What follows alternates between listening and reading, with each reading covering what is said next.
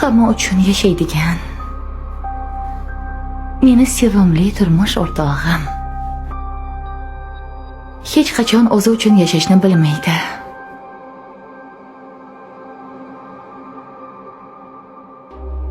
Siz o'zingiz uchun qachon yashashni boshlaysiz?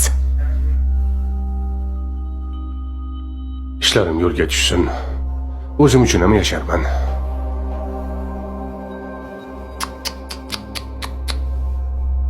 Yo'q. Men bunga yo'l qo'ymayman. Hoziroq shu daqiqadan boshlab